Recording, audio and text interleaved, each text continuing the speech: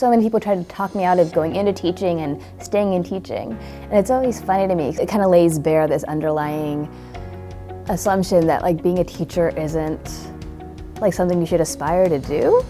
I think that's just crazy.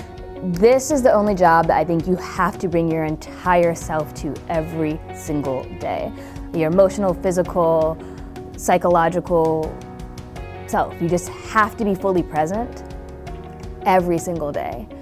And it takes a while to build that capacity. I'm not nearly the teacher I want to be yet. I really want to figure out how to do this really well.